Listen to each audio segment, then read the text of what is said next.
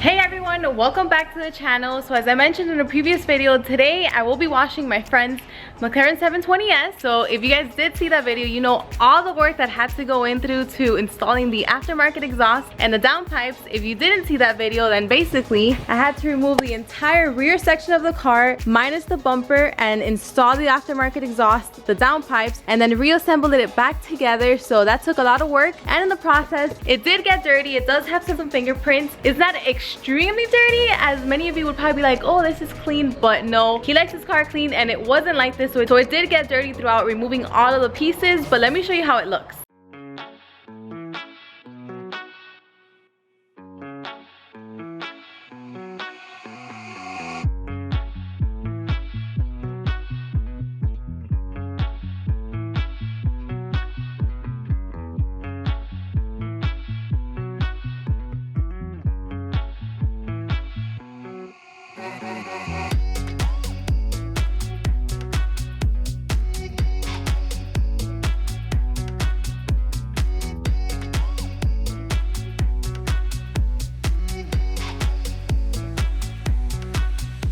So as you guys saw, it is a little bit dirty. It does have some fingerprints. I'm not sure how it's showing throughout the camera, especially because there still is a little bit of light. And speaking of light, I'm already starting a little bit late today, and it's on purpose because today the entire day was like 112 degrees. I was not about to stand out here and wash this car at that temperature, especially having to work extra hard and just hurrying it up, which it wouldn't have even come out as good as I would have wanted to because the water would have just dried up really fast. So that's exactly why I'm starting a lot later than usual. It's probably like around 7:30. So expect it to get dark any minute now, probably like as I'm talking and doing this intro.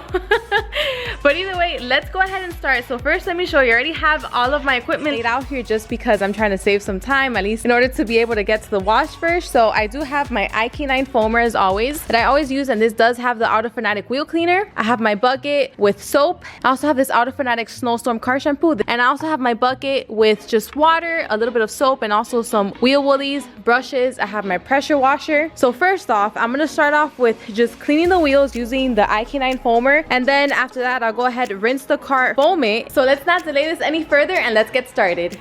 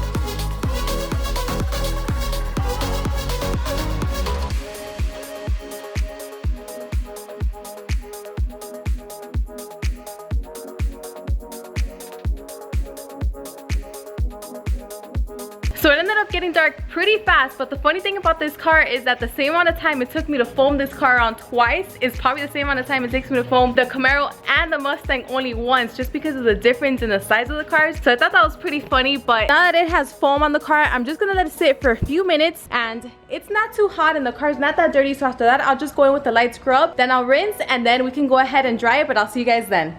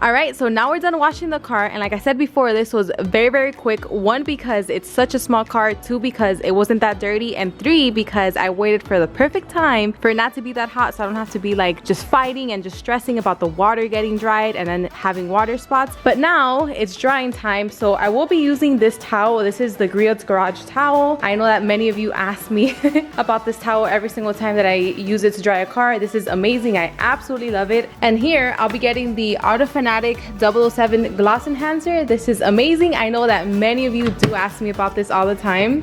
So I will be using this to dry the McLaren. Now, I did not use this last time that I washed the Raptor because it's such an enormous truck. I probably would have used the whole bottle. Well, maybe not. I'll be using this along with the towel to dry the McLaren. So let's get to it.